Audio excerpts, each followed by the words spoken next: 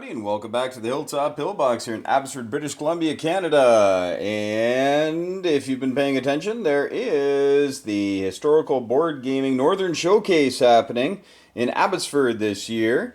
And that's from August 18th to 21st. I'd love to have everybody come on out to that. We got lots of space, we're going to have lots of games, and there'll be lots of prizes, and it's just going to be a great event. This is the inaugural one, so hey, start on the ground floor, folks. Say in 20 years, I was there at the beginning. Yes, come on out to the Northern Showcase of Historical Board Gaming's wonderful product line. We'll be playing all the games that you can play in a day. And you'll be able to play any games that you want. It's not a tournament format per se, where you'll be, playing against other people and trying to defeat other teams and whatnot. You can play solo, you can play with teammates, however you like. And it's just going to be a great time. More information will be coming out on that as we go.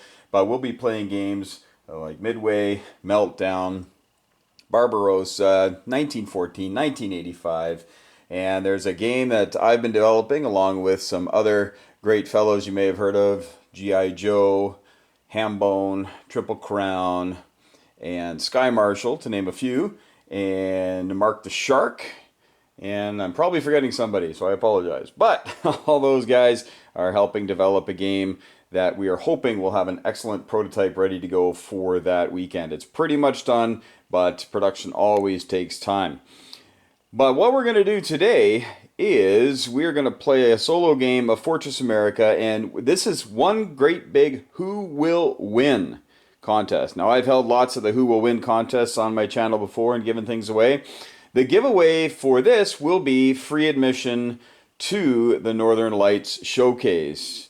The cost is to be determined, but you will not have to pay it if you are going to come on up. Now, if you are a designer of historical board gaming product, your fee will be covered anyway because, hey, we just love to have you up there as a designer. But if you're just coming to take part and get to know some of the games, learn some of the new offerings that are coming out, or maybe there's some great ones that have been released in the past couple of years that you haven't been able to play. Well, come on up, and we're hoping to have the designers of those games there to answer any and all questions that you may have. It's going to be just an exciting time, and we're really looking forward to it. But the Who Will Win for this game of Fortress America, this is the third game. This is the rubber match, as they say. In the first game, the invaders won. In the second game, America won, and they won by the skin of their teeth, but they won.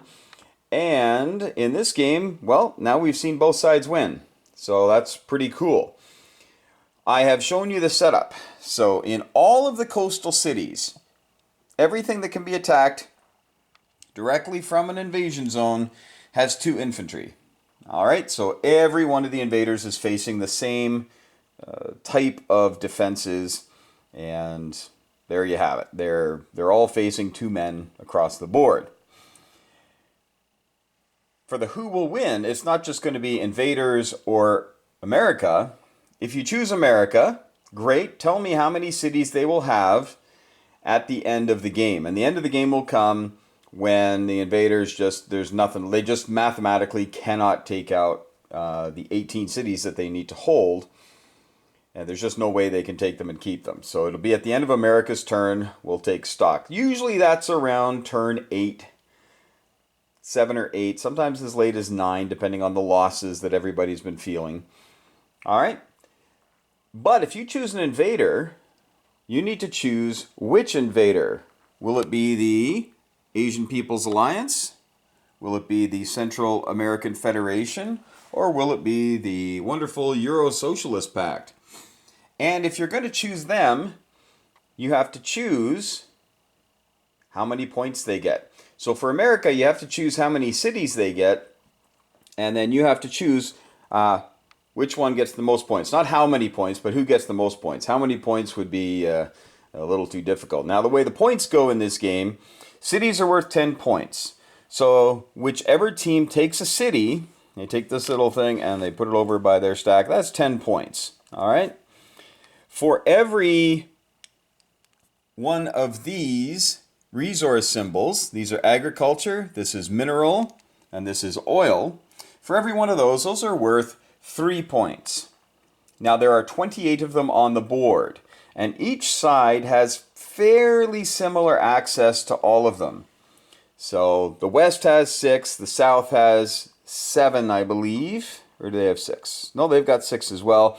I think the Plains have a few more, and then the East has a few less, but they're very, very simple to take right there on the edge, one step in, a couple steps in. So they're a little easier to take, but there's also a wealth of cities here that sometimes, well, it's a little tougher for the West to get more cities.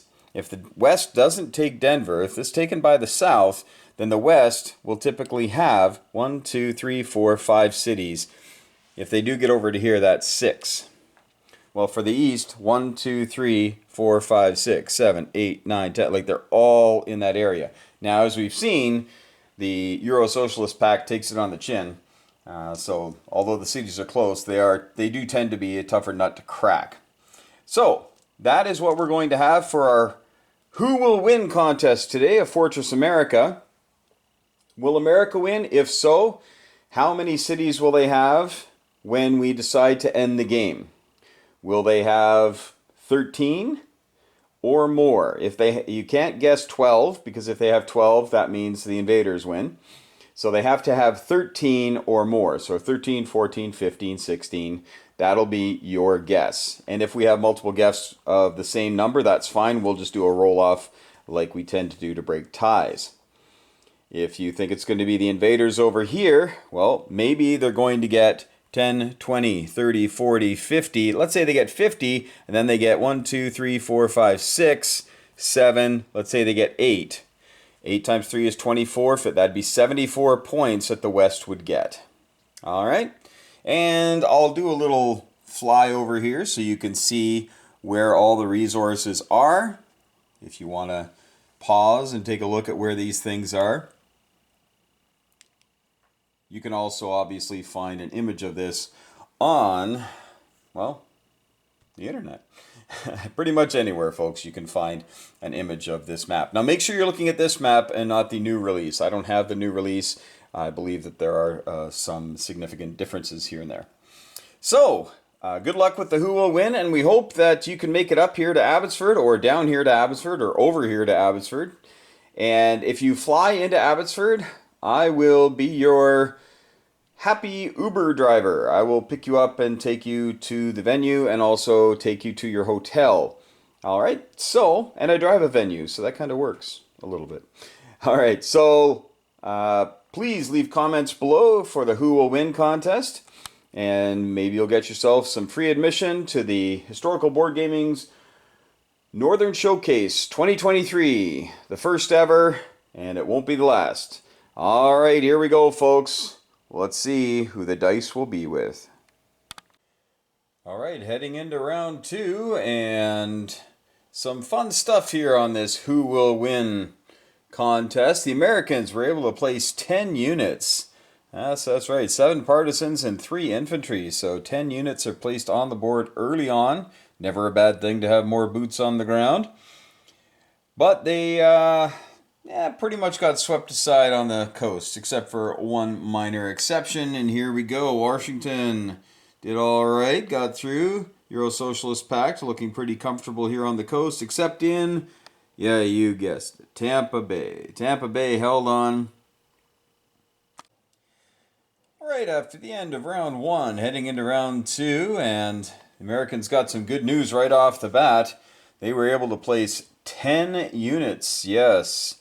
That was 7 partisans and 3 regular infantry in and around the board. Most of it went here in the middle. Lots and lots and lots of boots on the ground, which is never a bad thing in this game. Over on the East Coast, the Euro Socialist Pact was able to punch through, except in Tampa. They were stopped cold in Tampa, only got 1 hit.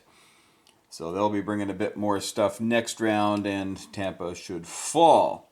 But we remember last game that we left Tampa vacant, or perhaps Miami. I can't quite remember, but one of these was left vacant.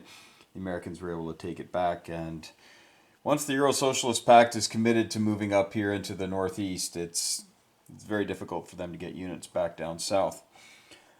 Speaking of the South, we decided to leave Houston alone at this time and just focus fire and make sure we can get through. Now what happened was Los Angeles fell, but one of their infantry came here, so they actually had 3 defending San Diego. And that took a little bit more effort, but it did fall. They were able to take care of them. One of them was a retreat, but it couldn't retreat because Phoenix was a battle zone. So the South was able to scoop 3 cities.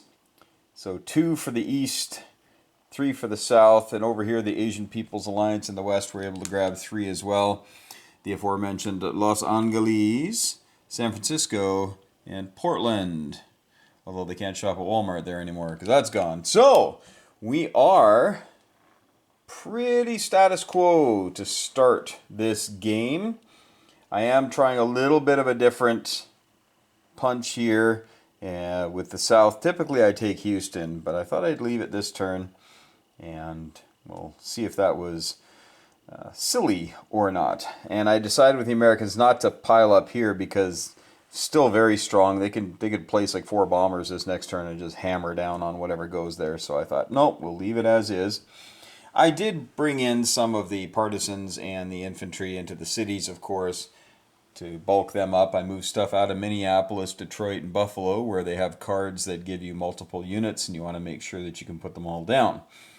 But beyond that, the game is well and truly joined, and we're going to see what round 2 delivers. Seattle, well, let's see if they can make it. Doesn't look like any infantry are going to be there, so they might hold on. We'll see. Round 2 is come and gone, and the Americans are trying to put up a pretty stiff defense here, but they had a couple of failed attacks that cost them dearly. A couple choppers and a tank died here against the Russians.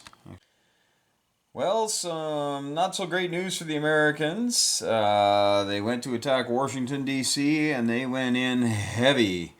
3 bombers and 5 ground units, but the Washington garrison got 3 hits on the ground units and took out a man, a tank, and a mech.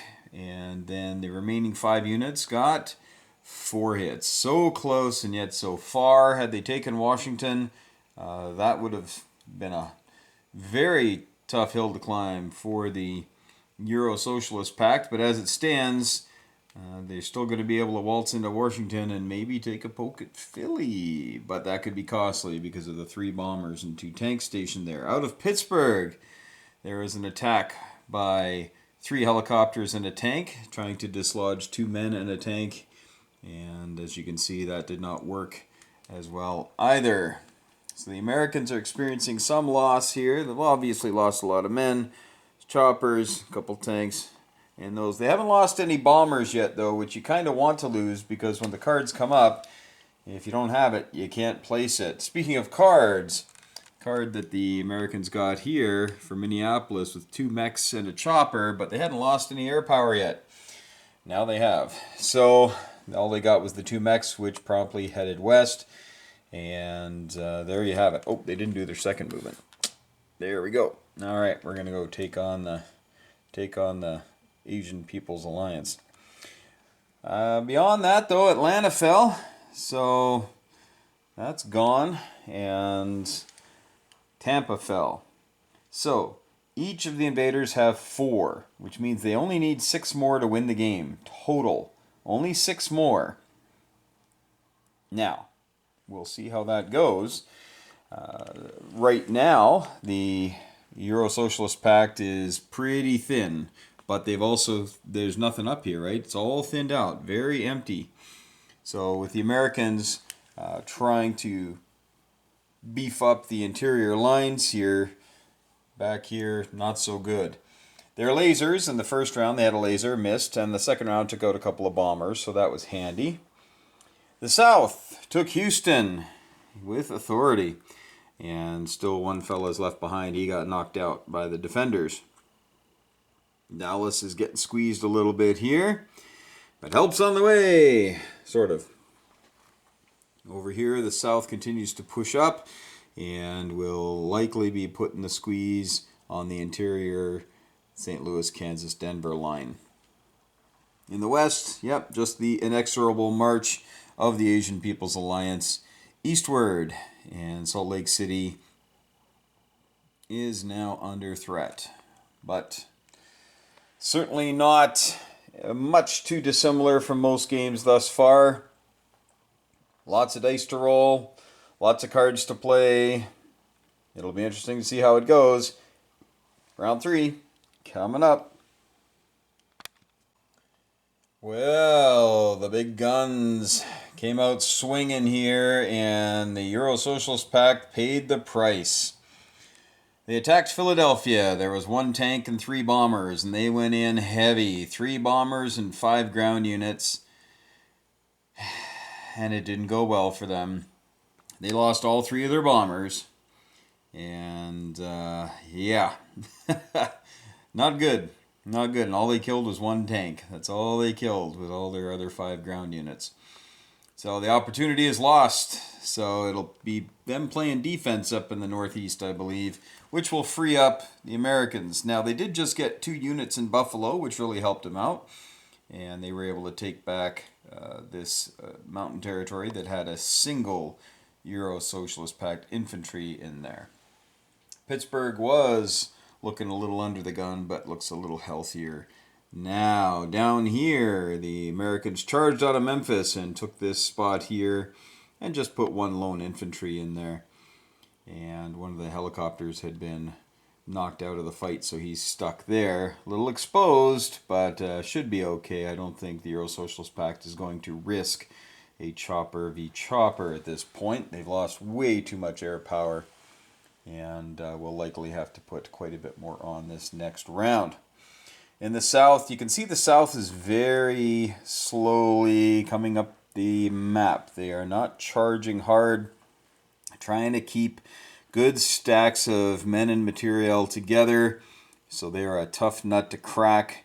Up in the plains especially is very easy pickings because you're not in a city or a mountain, of course. So playing defense, you got to do it with numbers, as the attackers then have an easier time picking you off. Over here, blue is coming up a little bit through the Rotten Monkey House. Oh, sorry, Rock.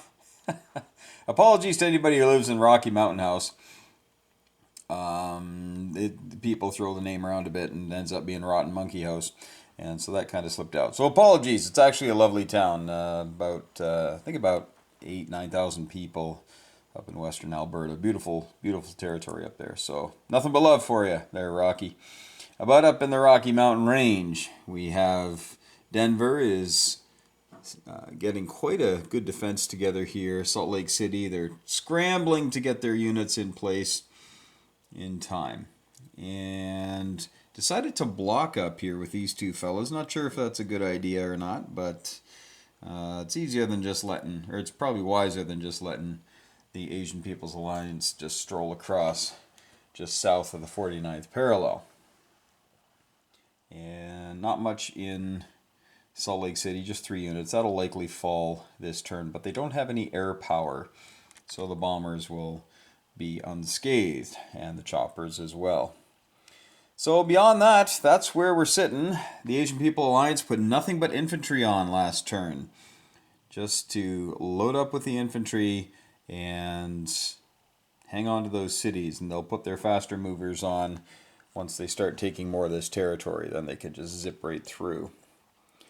Right, well, we're sitting at 13 now as Dallas fell, so there's 5 for the Central American Federation. So that means they only need 5 more. 5 more. Salt Lake is 1. Denver, Nolens, Memphis, St. Louis, Kansas. That is 6. So they only need 5 of those. Looking pretty tough for the Yanks. They really need to take a city back, and that'll help them get another card. The card they got, one of the cards they got was the laser shoots at a 3 or better, and that card was useless this turn because they rolled a 7, a 9, and a 2. So they got 2 hits, but that's it. But they'll be up to 4 lasers next round, And we'll see if their cards give them a little bit better of reinforcements. They had good ones in the first 2 rounds. This round was pretty weak. But good timing up in Buffalo. See what happens on the East Coast for round 4. All right, so a little bit of success for the Americans on this round, although you can see they are running out of units. Not much left up here at all. The Euro Socialist Pact was able to take Pittsburgh, and they took it with 4 units remaining. But then, thanks to all the nasty air power and some timely reinforcements in Detroit, about 3 tanks came in there right at the right time. They were able to take back Pittsburgh, so they get a bonus card next round. The Euro Socialist Pact, little thin. They don't have a lot of power left. They have no more air power to come on the board. When they attacked Philadelphia, they went at it, and they actually were able to take down a couple of jets just because, they had sheer numbers coming in there. So a couple of jets are gone from the American arsenal, but can be replaced by cards now. Atlanta remains under their hands, but the Euro Socialist Pact is pushing on Memphis, likely to fall next round. And the Central American Federation continues its march northwards, and they are now adjacent to St. Louis and might give it a poke this round. Denver's definitely going to be assaulted this round as well. In the West, the Americans got a little bit of help in the form of some partisans and a helicopter. And that could be a little tough to get out of there. We'll see. We do have a lot of bombers back here, but we're trying to head eastwards. We don't want to back up. Now, there are 2 rules that I am using. They're optional rules. The first one is that these units cannot share space. So we couldn't have this chopper come over here and land there. Couldn't do that. Okay? So he's stuck there. Oh, all these bombers. They were in the fight for Nolans. So they got to go 4.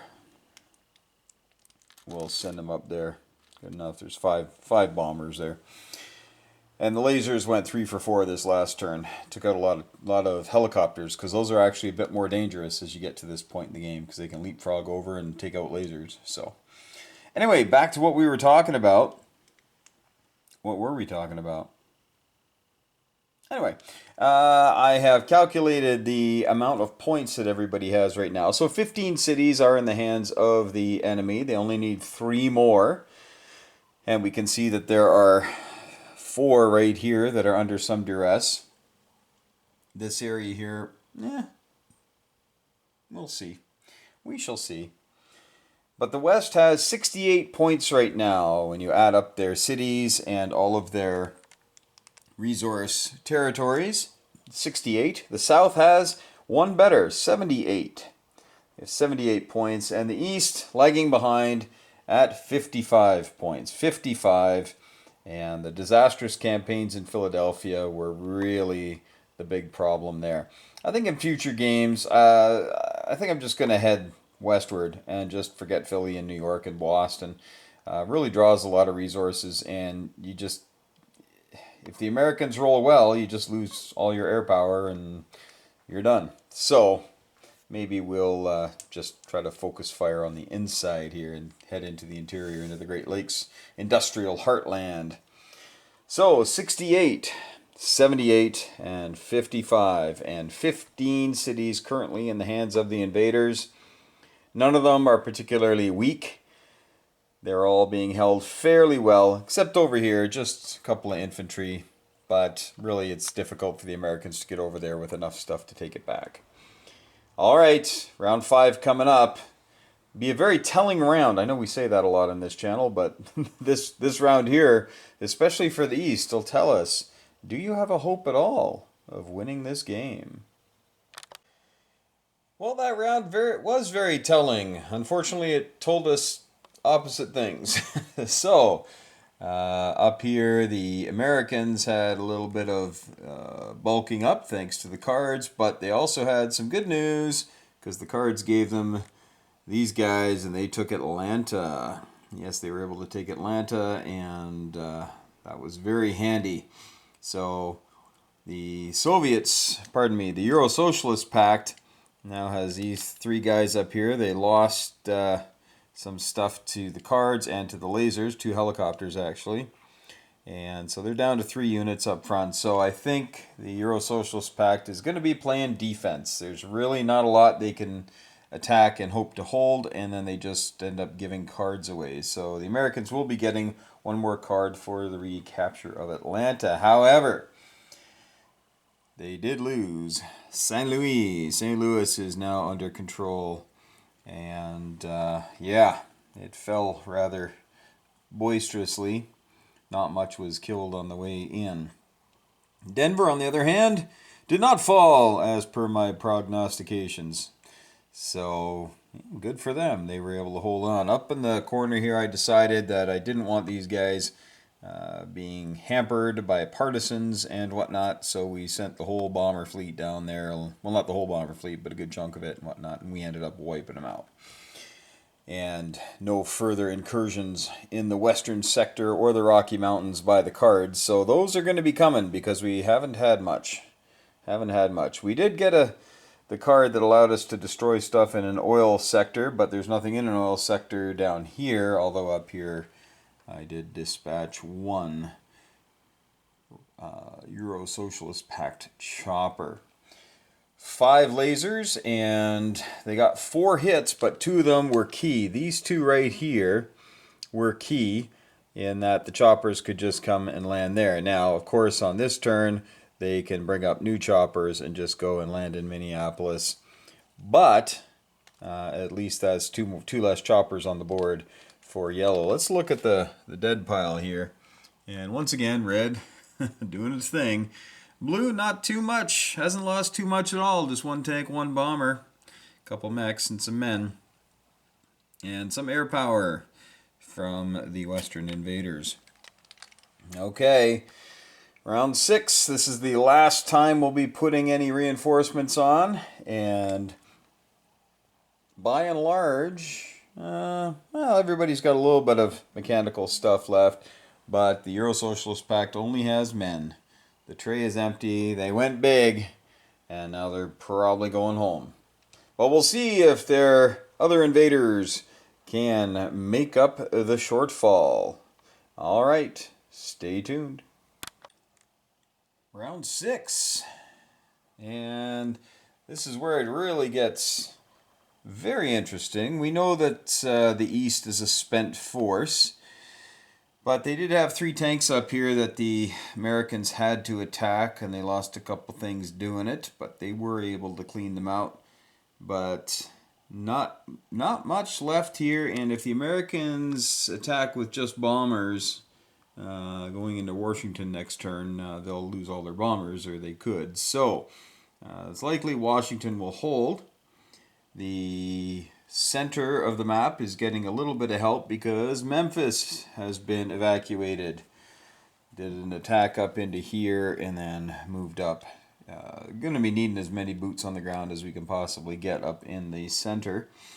Atlanta, the partisans have spread out a little bit, just hoping to cause a little bit of grief for the eastern invaders.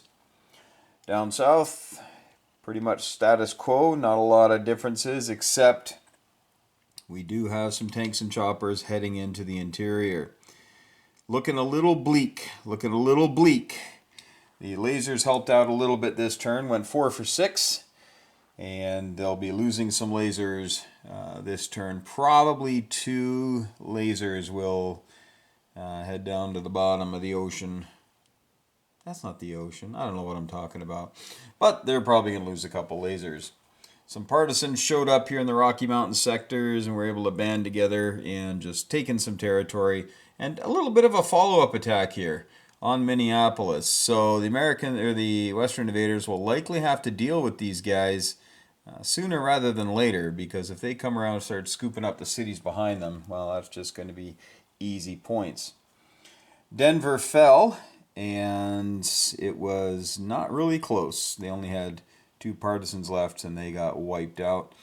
Kansas City was full, so they couldn't retreat there, so even the ones were killing them.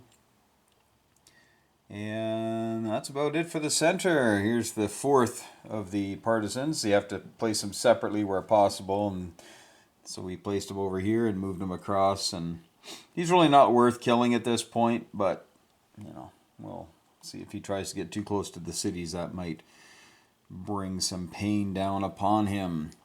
And this is what we've got. We're starting to bulk up the cities a little bit, just because those late game cards can be disastrous if these invaders stick their necks out a little too far. All right, round 7. Likely a couple lasers not going to be there after this turn. And might have to place one in Atlanta of all places. Won't that be interesting? All right, round 7. Will Kansas remain? Who knows? Well, kind of a good news, bad news here. So the good news for the Americans is that they were able to take 3 cities back, so 3 extra cards next turn. The bad news, there will not be a next turn. No, the invaders have 19 cities. Yes, these ones in the interior started falling, and that just goes really quickly. So the Americans were able to take back Denver, thanks to a card. Minneapolis, thanks to a card. And as we know, they have Atlanta. And then just to be annoying, they went out and started taking some of these resource areas just to take points away from the East. They don't like the East. But as you can see, it is absolutely empty up here right now. So even if they did get the 3 extra cards, a lot of these territories would be gone. Actually, not as many as you might think. They'd only be able to capture Philly, because they don't have any helicopters. So they'd only capture Philly, and off you'd go. But that is the best that they could do. There just wasn't another city within range that they would be able to take out. It's just unfortunate. Too little, too late. And maybe all those boots on the ground at the beginning weren't a good thing. They kind of made the line seem fairly impenetrable, and they got swept aside here on the inside because of the 1-2 of the west and southern invaders. So the final score at the end is the West has 100 points on the strength of 7 cities and 10 centers for the resources. The East has 39 points on the strength, if you can call it that, of 3 cities and 3 resource areas. And the South is our winner with 120 points. 120 points on the strength of 9 cities and 10 resource territories. So that is 120 points. So for the South, if you want the official score sheet, there you go. So we can see what happened after turn 4, and then after turn 6, and then turn 7, which was the end. And as you can see, the East, after turn 4, was their high water mark at 55 points, and then it just kind of all went downhill from there.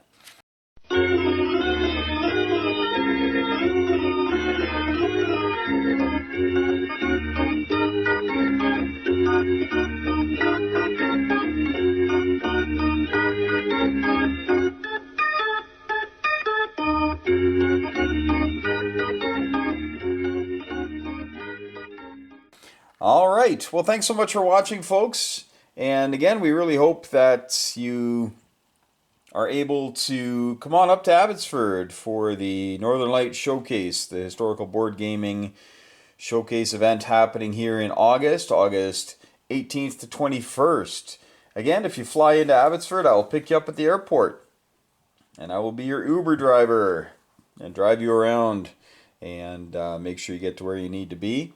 If you fly into Vancouver, might be a little cheaper, but you'll have to rent a vehicle from there because it is about an hour and a half away, traffic depending. You can't get there in an hour if the highways are clear.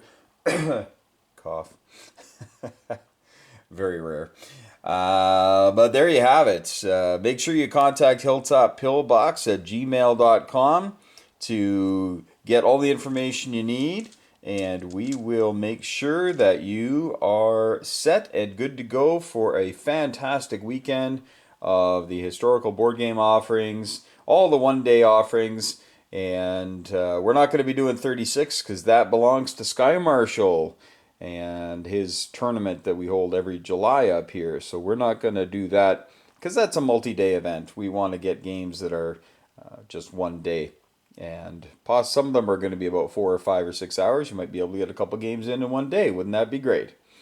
And there will be prizes, folks. Again, it's not a tournament because you can't have, people playing one game and other people playing two in a day and trying to figure out the points. But there will be lots of prizes. Everybody's going to go away with something. So no worries about that. Thanks so much for watching. And as we always say, hug your loved ones. Thank your friends for playing all these fantastic games and just making the world a better place. And as always, may the dice be with you.